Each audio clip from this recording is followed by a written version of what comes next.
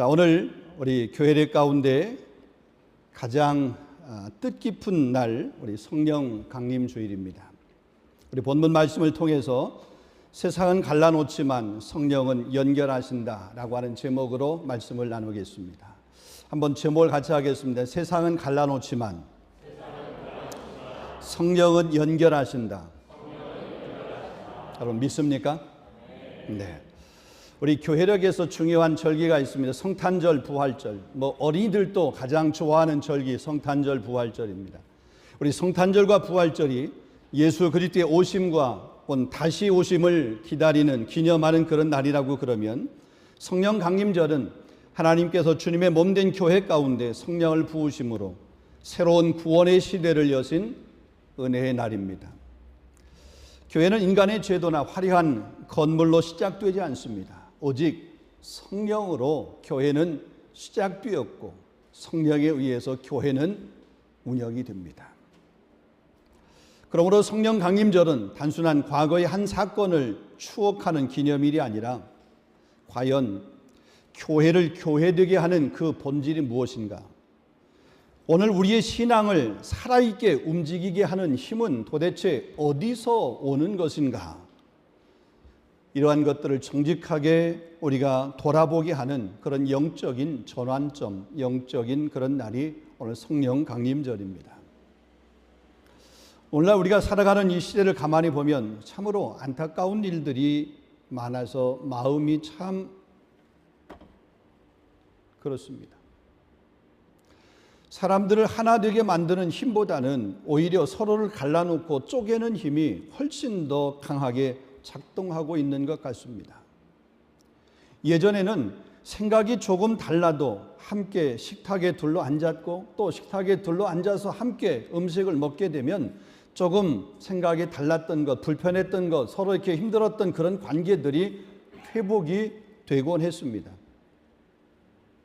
가치관이나 의견이 달라도 관계를 쉽게 끊기보다는 서로를 이해하려고 노력하는 최소한의 그런 용납, 이런 부분들이 있었습니다. 그런데 지금은 조금만 결이 다르면 쉽게 선을 긋습니다. 나와 다르면 이해하려고 하기보다는 틀렸다라고 그렇게 단정을 하고 적대시합니다. 결국 원수처럼 대하고 살벌한 혹은 삭막한 그런 관계를 형성해 갑니다.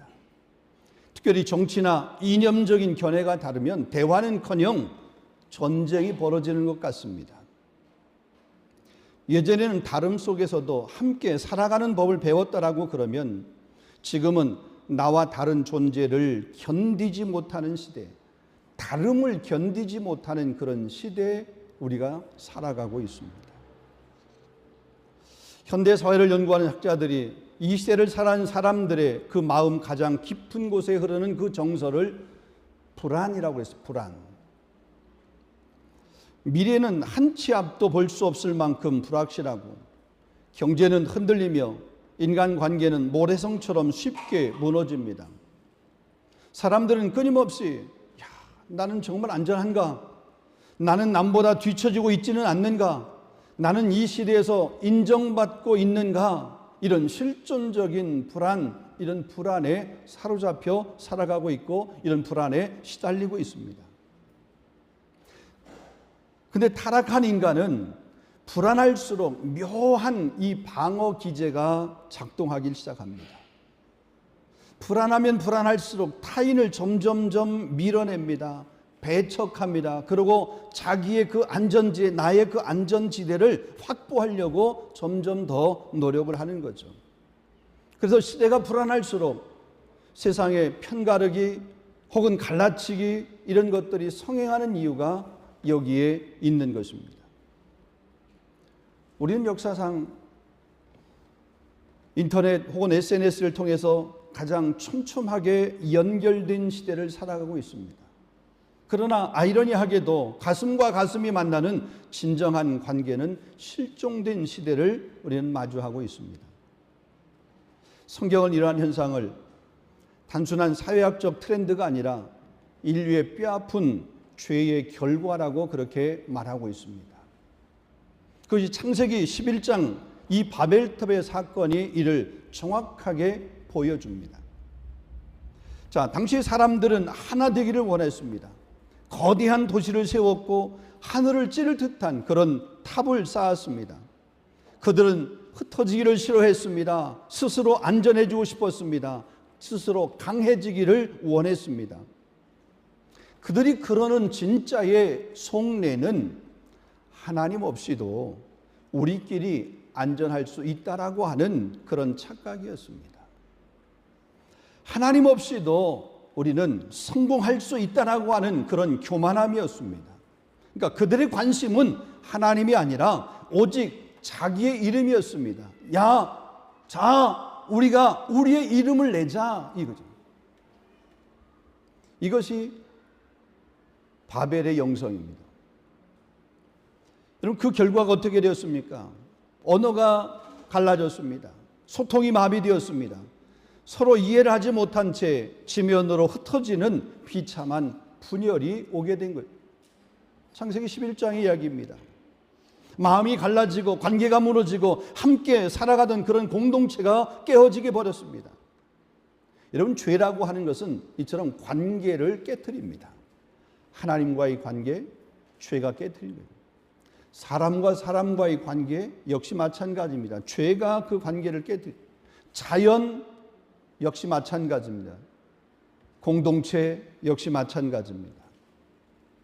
자, 그런데 오늘 사도행전 2장에 보면 하나님은 그 오랜 바벨의 그 저주와 분열의 역사를 정면으로 뒤집는 그런 하나의 사건을 하나님이 이루십니다.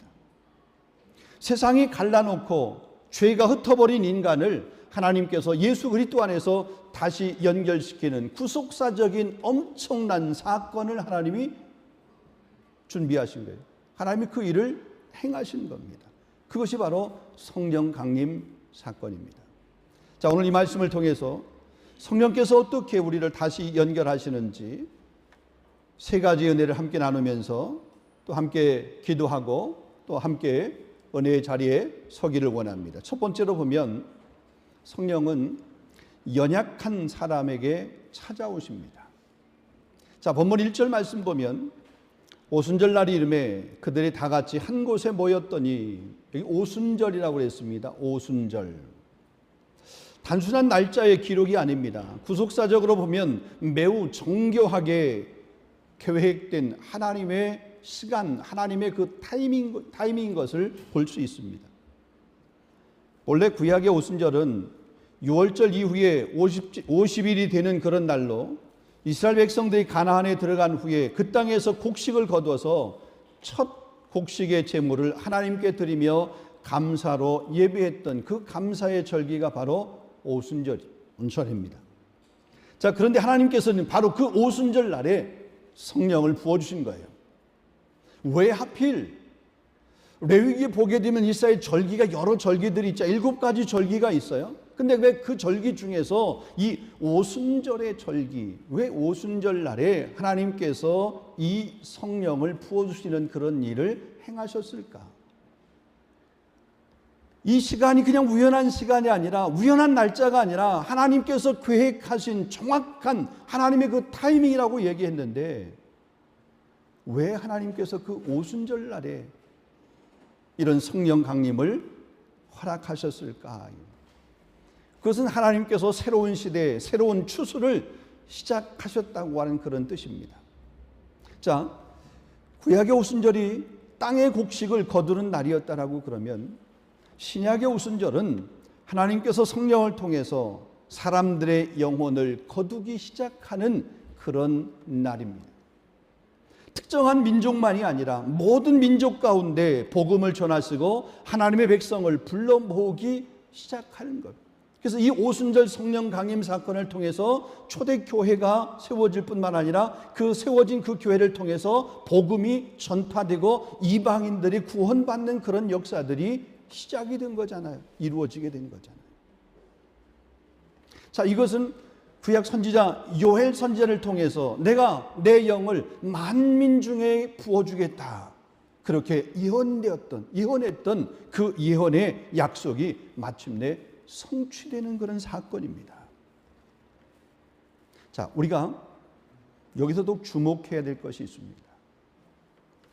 자, 이 성령이 임하신 장소, 또 성령이 누구에게 임했는가 대상입니다. 성령은 종교적 위험이 가득 찬 예루살렘 성전, 그 예루살렘 성전에 임하지 않았습니다. 당대의 최고 권력이 집중되었던 로마의 그 황제가 거하는 로마의 그 왕궁에 임하지도 않으셨습니다. 세상의 기준으로 보면 가장 초라하기 한이 없는, 한없이 초라하고 연약해 보이는 다락방에 임했습니다. 여러분, 왜 그랬을까요? 왜 성령의 임함이 그냥 휘황찬란하고 삐까뻔쩍한 저 예루살렘 그 성전에 임하면 사람들이 볼 때 훨씬 더 많은 사람들이 모이거나 혹은 볼 수 있을 것 아니에요. 일반 사람들에게 보인 것이 아니라 그냥 그 당시에 최고 권력을 가지고 있는 사람에게 성령께서 임했다라고 그러면 오히려 그 성령의 역사가 가장 더 강력하게 사람들에게 알려질 거 아니에요.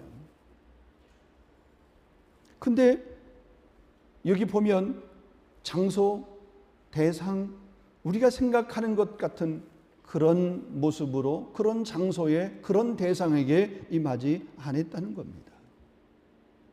복음은 인간의 자격이나 조건 위에 세워지는 것이 아니라 오직 하나님의 전적인 은혜 위에 세워지기 때문에 그렇습니다.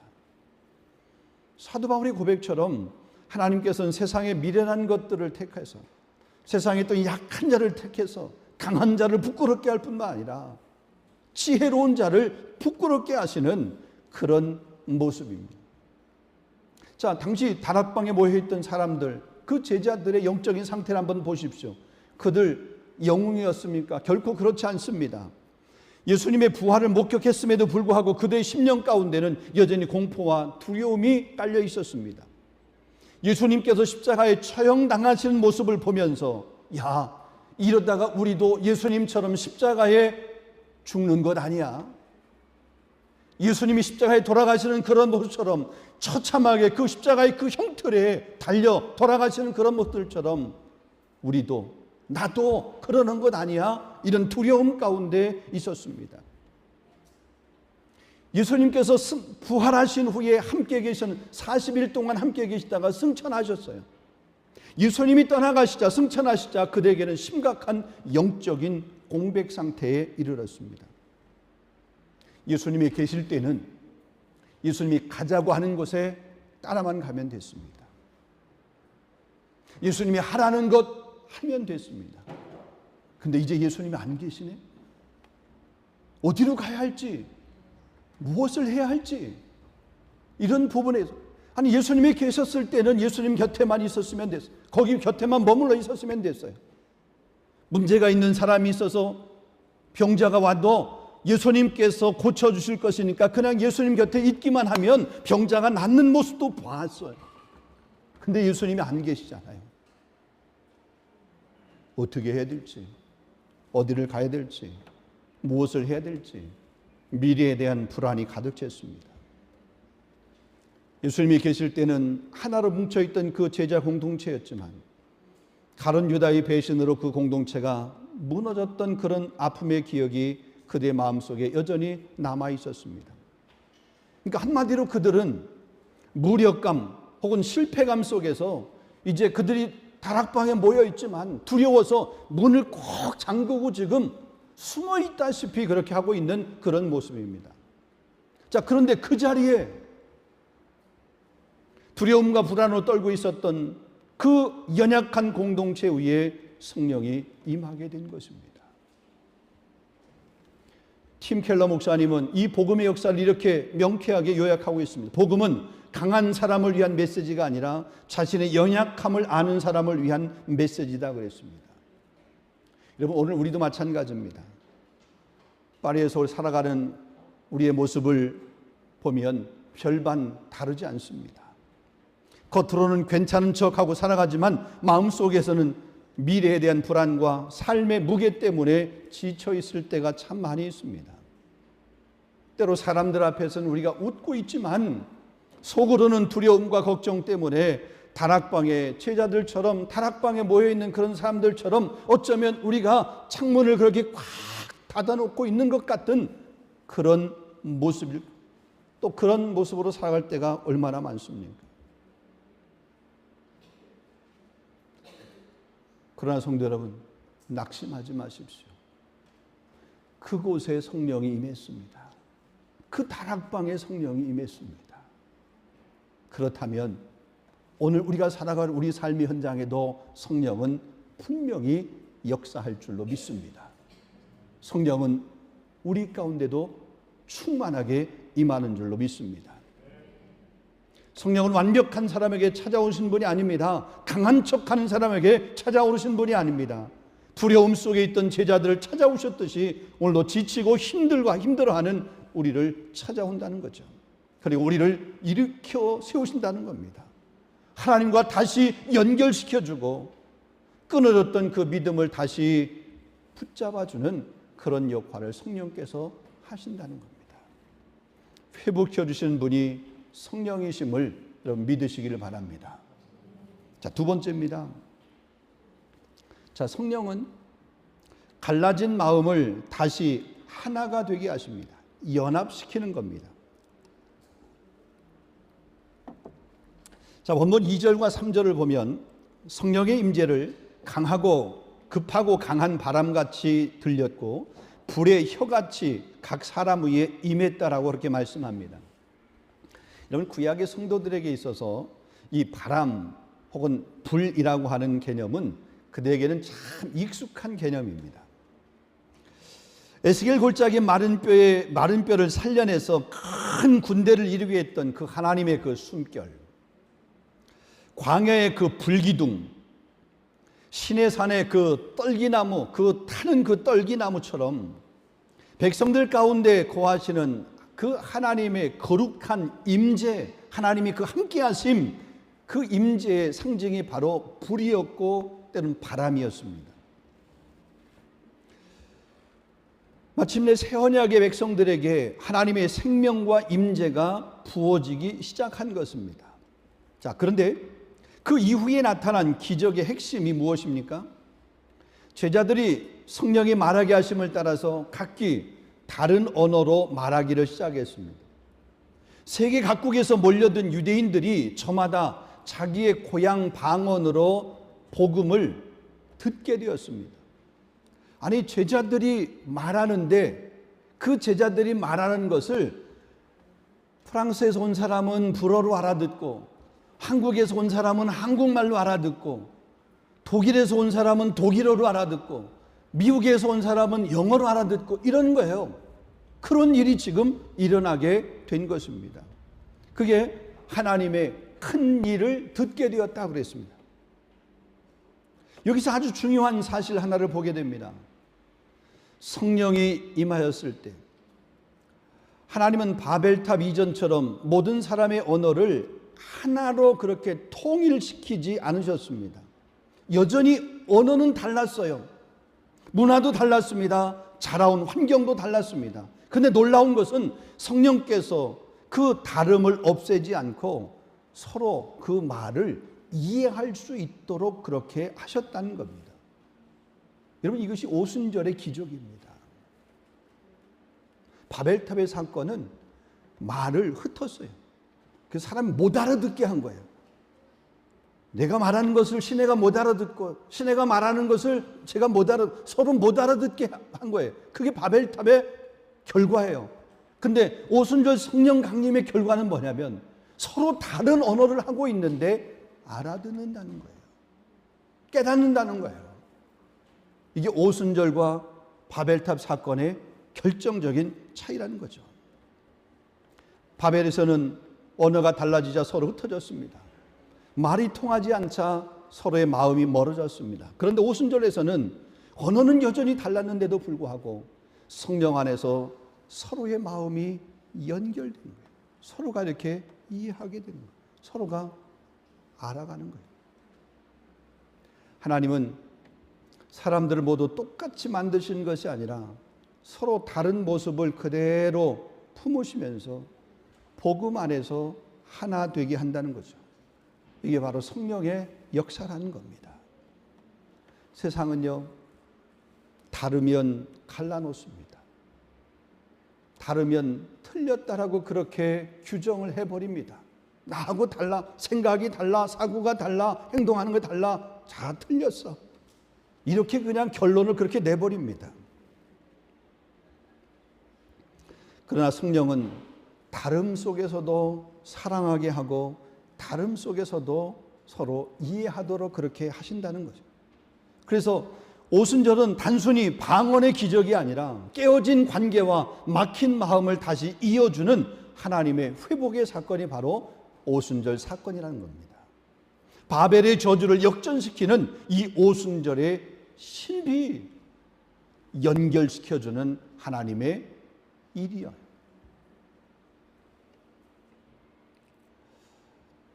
한 신학자가 성령의 공동체를 이렇게 정의했습니다.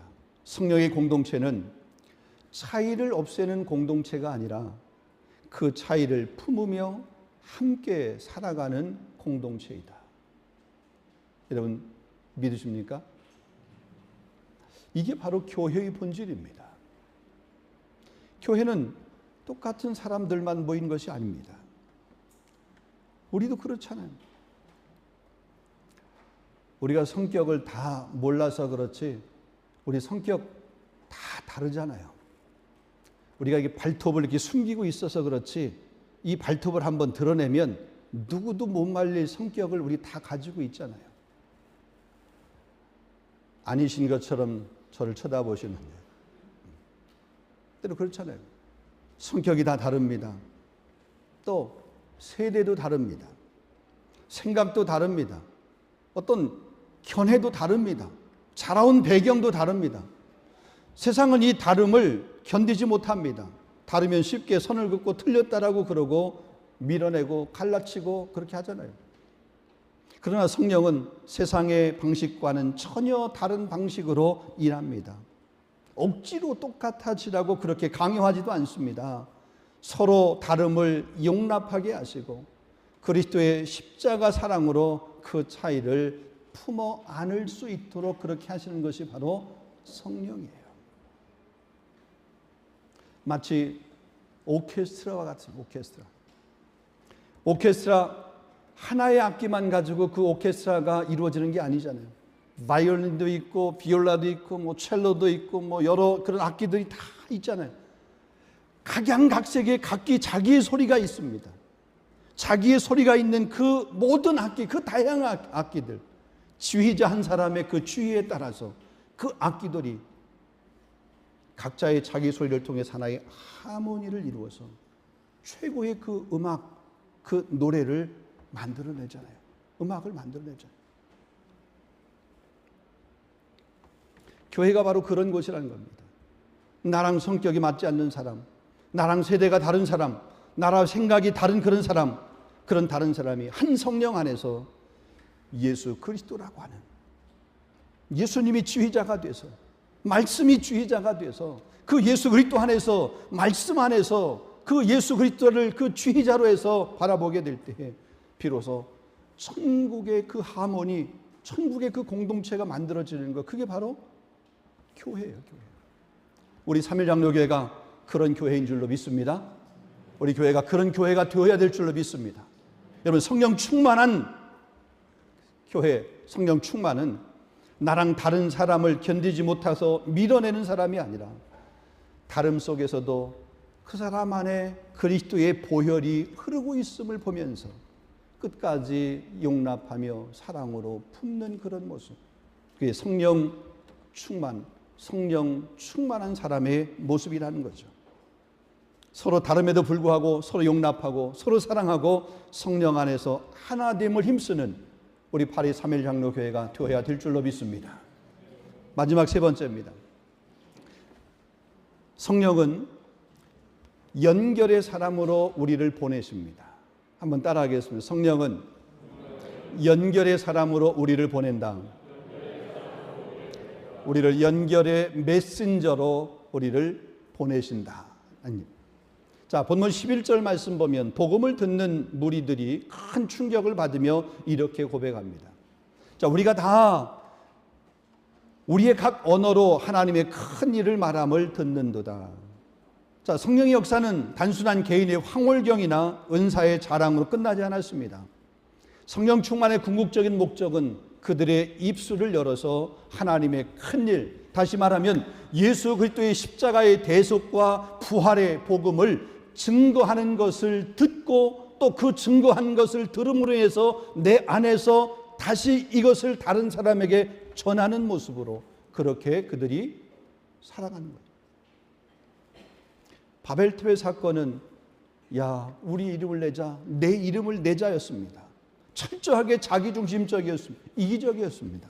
그러나 오순절 성령 강림은 자기중심이 아닙니다. 내 이름을 내는 것이 아닙니다. 하나님의 일을 하자 이거죠. 내 이름을 감추고 오직 주님의 이름을 높이자였습니다.